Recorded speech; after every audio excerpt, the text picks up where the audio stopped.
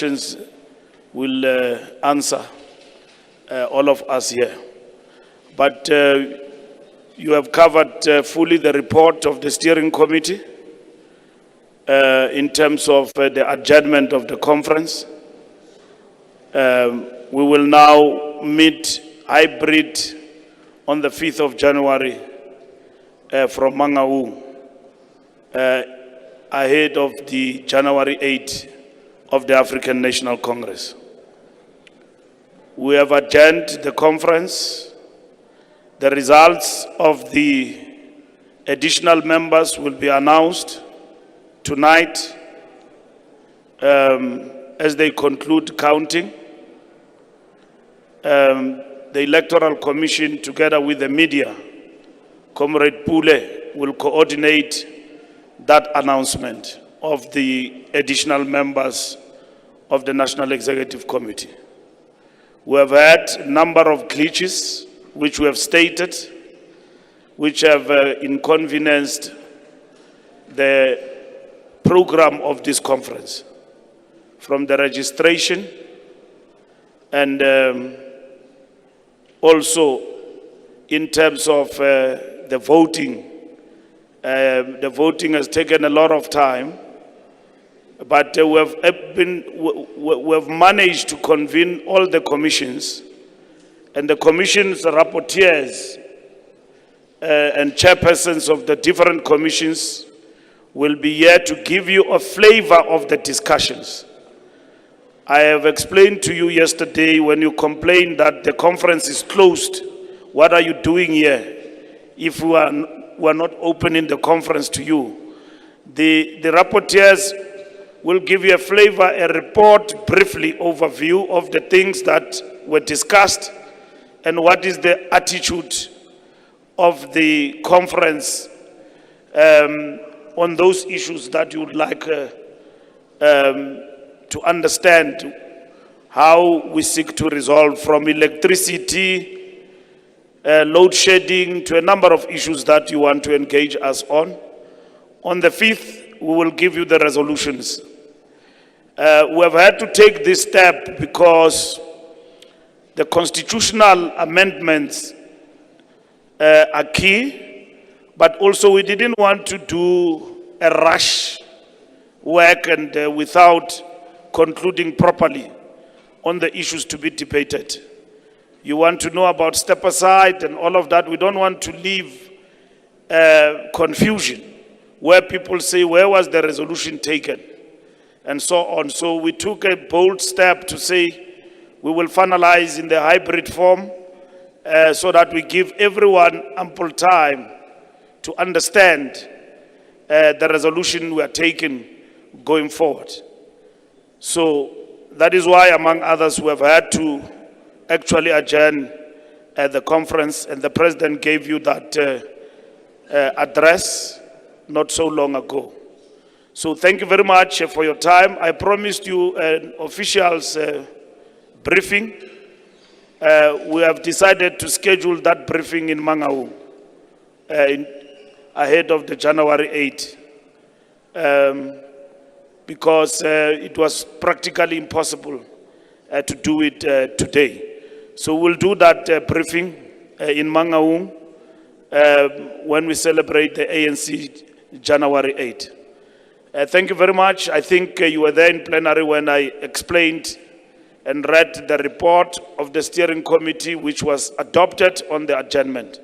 So I don't want to waste time because we've got the rapporteurs here from different commissions, and then they are going to field questions and explain the discussions that took place and what are the issues that arise from those commissions. So we don't want really to waste time. If you've got questions on the issues of the adjournment and the conference in general, we can take those questions now.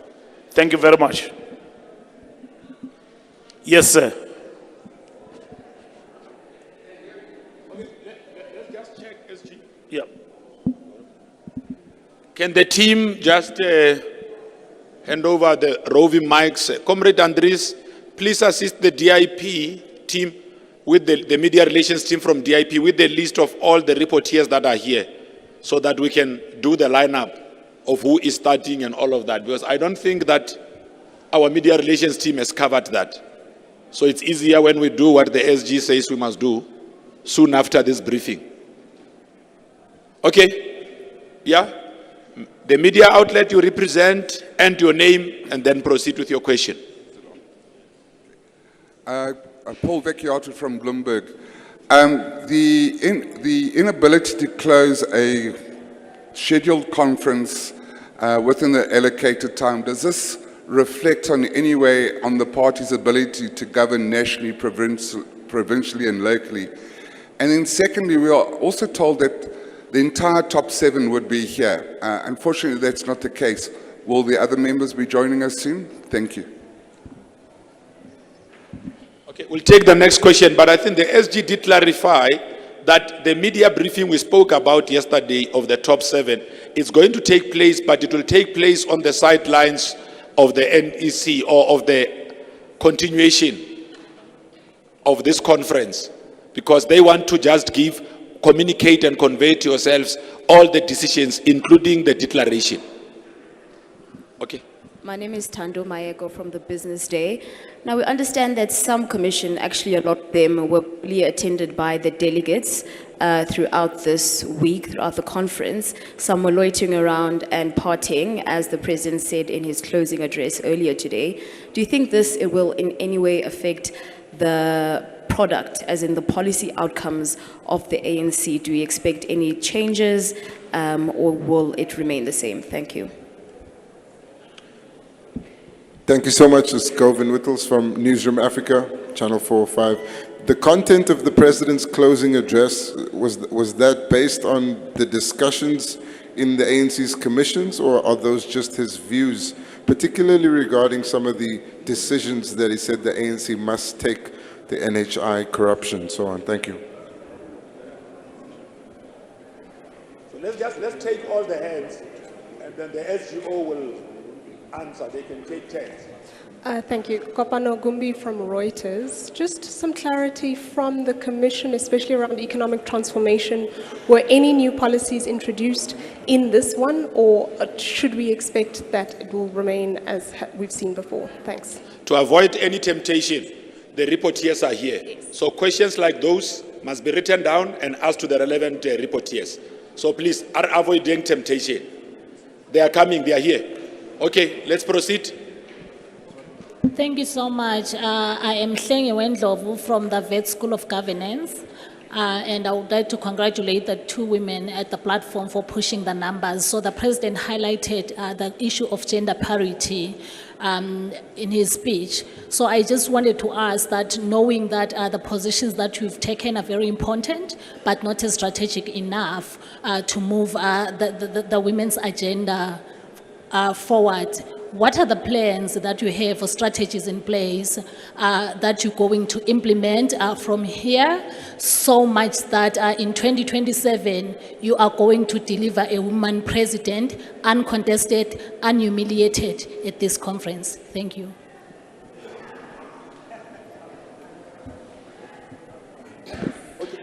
Okay, all the hands. So I just take, so SG said we just take this round the answer, because you are going to be engaging with the reporters. There was also the gender reference group, which had its own commission, and they presented previously. But we'll just make sure that the SGO deals with it. Comrade Nomvola, the DSG is here, and Marubin, they will be able to deal with those our 2 DSGs. Thank you very much. My name is Ngosi Konamalingamnisi from Power FM. I know outgoing or former national spokesperson, you've mentioned that the issue around gender parity will be discussed by those that chaired the commissions. However, seeing that the women that are now elected are here themselves, I'm sure they would want to have some form of contribution here. So my question with regards to gender parity in the party, do you feel as if the party, it's because Dr. Cyril Ramaphosa said it's not only a win for women, but it is also one for the party.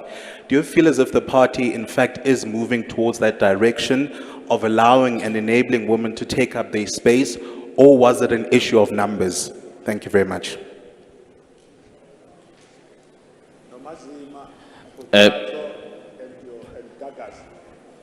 Sanbonan, Can we go this way? You take her, you take potato, and you come last.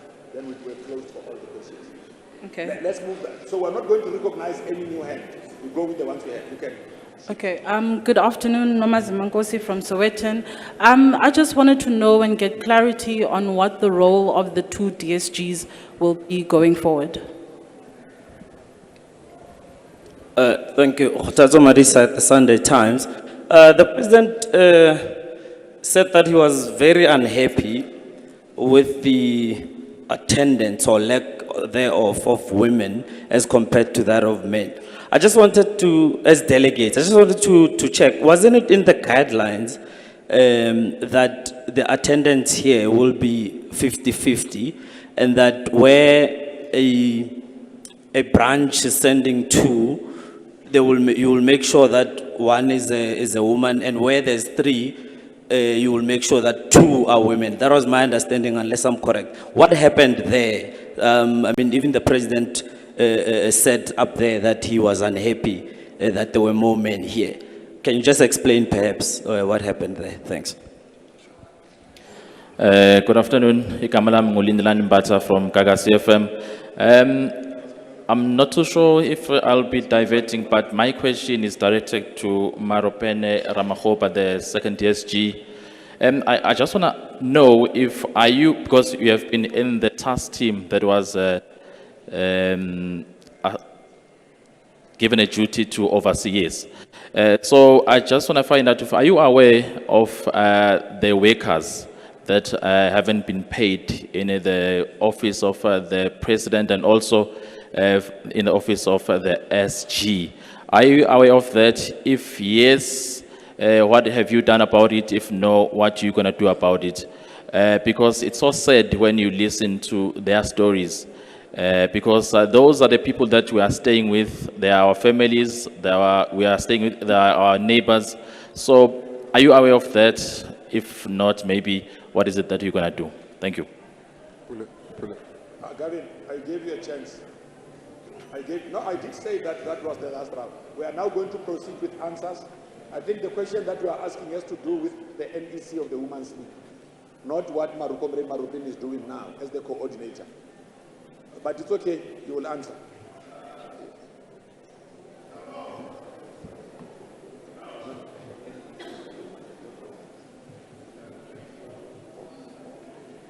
Oh, sorry, Comrade Nombola, the DSG just clarified me.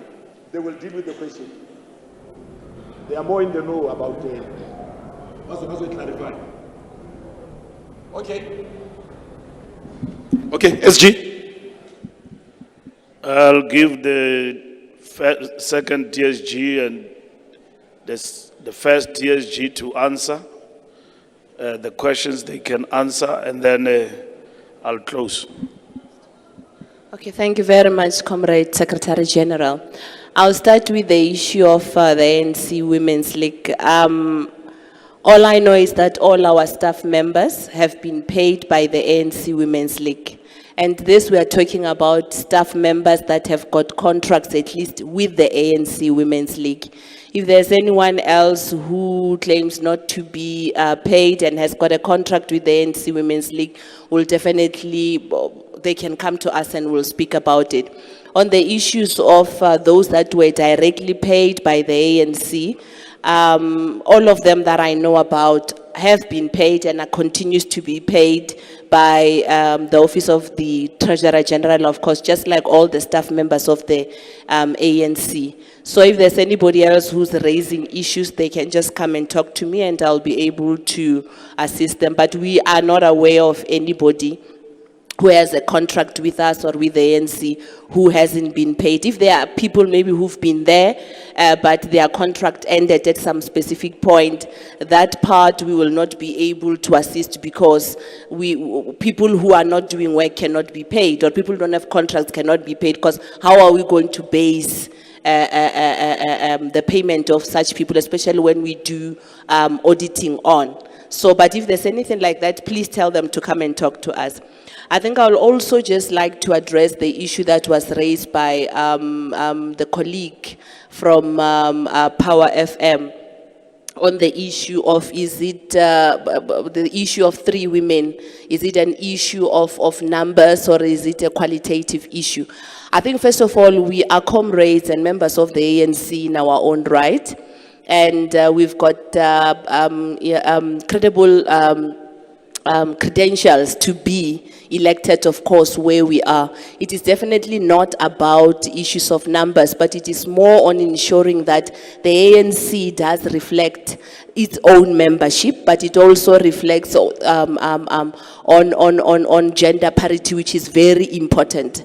It's not about crunching numbers and just to say that we've got 3, but if you look at where we are based as members of the organization, we are based in the SGO, which is the machinery of the organization, as well as the treasury, which is, of course, where resources will be dispersed to be able to assist the organization to do its programs. So I would not say that it is about numbers, but it is more about the qualitative contributions and roles that we will be playing in order to ensure that the organization called the ANC will definitely do what it's supposed to do. I think I'm fine. Thank you very much, Comrade Marupini, TSG. On a lighter note, after we were elected yesterday, myself and Comrade Marupini told the SG that we are all SGs. And we deputize him in the work. And we're looking forward to working together as a collective. Just dealing firstly with the issue of the 2 DSGs.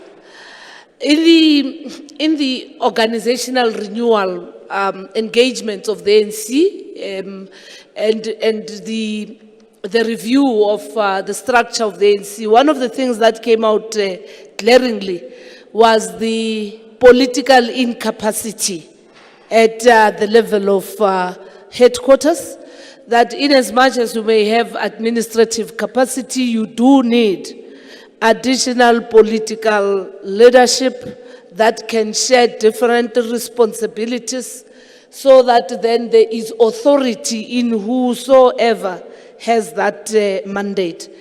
And out of those deliberations, we then went to the policy conference, and that's when then there was this proposal mooted, which then got adopted yesterday. Where we are, it is quite clear that the roles and responsibilities will be in line with the plans around the reorganization of the ANC and the role of the SG. In terms of political management, strategic leadership, as well as providing guidance on the functioning of the National Executive Committee and all structures of the ANC. So it is not just a decision that has been arrived at with regard to creating space for additional people. It is informed by the review as well as the modernization process of the African National Congress. And we're looking forward to those responsibilities already being spelled out in the Constitution, as well as in the program of action for the coming 5 years, and the inputs that are going to come from the commissions on organizational renewal, organizational management, as well as organizational development. The second issue that I want to also deal with, what are the plans for the women's agenda? The agenda is informed by the aims and objectives of the ANC, that of building a non-racial and non-sexist South Africa. But amongst other things is to ensure that we have capacity and capability, not only of individuals, but the institution, the African National Congress, of being able to be gender sensitive, as well as being able to be conscious in taking decisions, as well as ensuring that we respond to issues that affect women, not only on the social front, but also in the area of security, in the area of leadership, as well as in the area of economic development. There is a document that was presented in the policy conference. It has since been incorporated in the organizational report that speaks on those issues that are going to be prioritized. And once the resolutions are adopted, that would also be shared with your good selves post the Mangaung meeting that is going to be a hybrid session. What are the reasons for the adjournment of this conference? The reasons are straightforward. Many of our delegates have to go to work tomorrow. They have to report for duty. Secondly, we also had challenges about the accreditation process, because headquarters has actually been ahead of our members in terms of using a system that our members had not necessarily complied with, and that actually created a problem. On the issues of elections and stuff, we know that at plenary, delegates also have a right to nominate from the floor. And of importance is that everybody who was also nominated from the floor had to go through that vetting process that everyone went through prior to the nominations being pronounced by Comrade Kgalema. So there was work that was done the entire night yesterday until this morning at 2:30. Between ourselves in the ANC working together with the Electoral Committee. So there was work, and that is one of the things that was overlooked, that being nominated, it must not automatically mean you go into the ballot. There must also be, you must fulfill that process that the guidelines had actually put out as a condition. On the representation of women and what the president has raised, part of the constitutional amendments we're also sharing, just reflecting earlier on with Comrade Marupini, the DSG, that one of the constraints is the constitutional requirement. The ANC branches have grown, but as they have grown, the constitution says a branch has to be represented, a branch in good standing has to be represented by one delegate. So what you do then, you first allocate every branch in good standing, one delegate. And that actually reflected that the majority of the delegates who were then elected by branches were men. So it immediately just created a problem. And then the proportional allocation was an allocation that was given to those branches that has got more than an additional 150 and then another 150 going upward. And that's where then gender parity applied, where you have the second delegate being a female. Of course, in the 4,000, there are, I think in our estimation, we had almost just 270 that were represented by women. And we do believe that it's quite an indictment on the ANC, and a lot of work has to be done. So that constitutional requirement, SG, that says 1, we definitely have to look at it. It does not say 2. And imagine if we had 2, we would have had 8,000 just as a start, being representatives of branches only. The non-attendance in commissions, one of the things that we have also registered is exactly that. Without defending those who actually went AWOL from commissions, provinces had met and there were submissions. And in one of the commissions that I chaired, we had a lot of submissions that were coming from the provincial presentations. So we do take note that there was a poor attendance in some, not even in all of them, but there was also submissions that were made on behalf of a province or on behalf of a sector. The leagues themselves have also had their submissions presented in the different commissions. I think, SG, those are the areas that I would respond to, and you may then add if I've omitted anything. Thank you. Thank you very much. top 7, I've promised you that, and I still keep that promise, and it will happen next year. The top 7 of the ANC, led by the president, before January 8 in Mangaung. The allegation that our commissions were poorly attended, it's a poor, unfounded fabrication. Because we finished, I briefed you yesterday, we finished around 12 o'clock, the commissions. We voted up until that time. So you were voting from the commissions for the top 7, and that is what happened.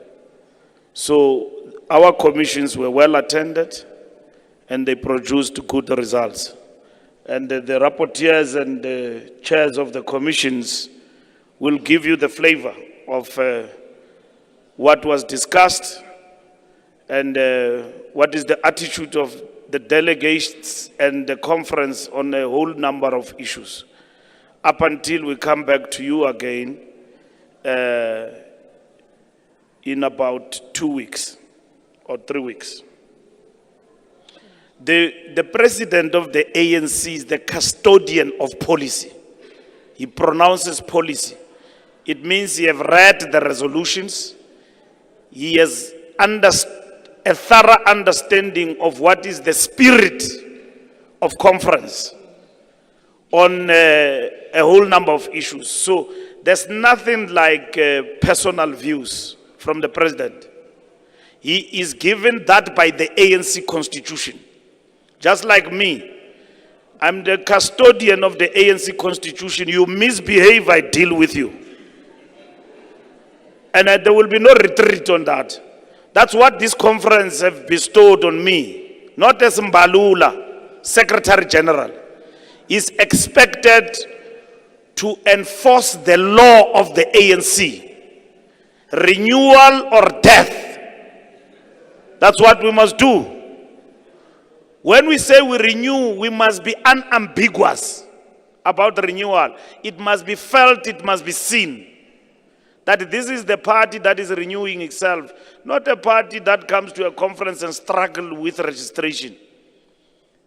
In the era of technological highway, people are using technology and all of that. What happened here will be something of the past. The ANC must be dynamic. Good things and advanced things must be seen from the ANC. Just like South Africa, when you want to see good things in style and fashion, you always look at Soweto. And then you know that Soweto.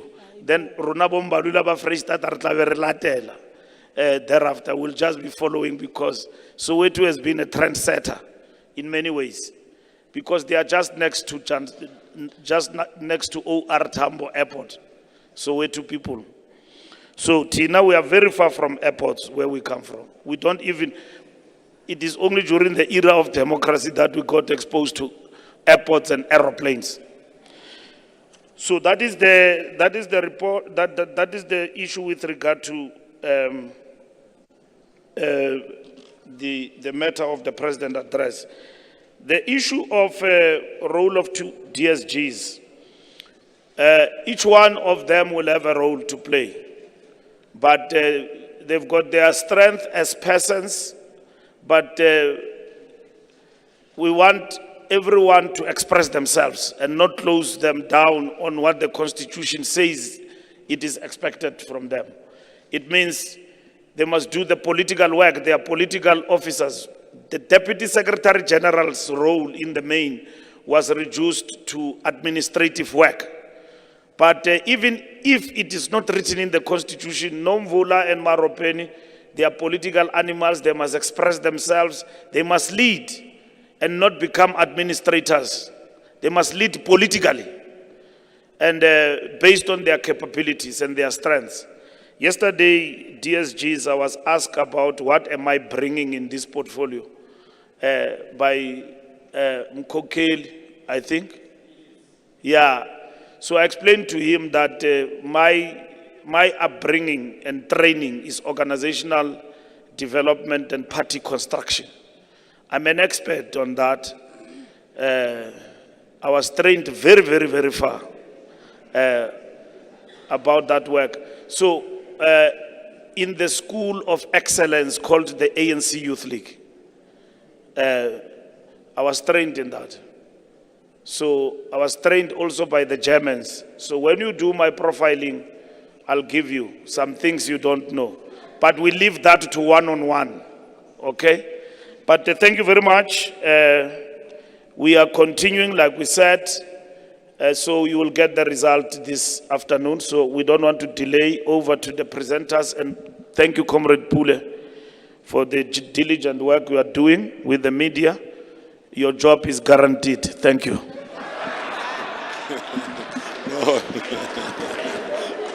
Aye, man, aye, man, back skin. Hey. No, thanks very much to the SGO for the time. Thanks, Comrade Mbax. We are still going to be here with the commissions for the next 3-4 hours. Last time we did 6 hours.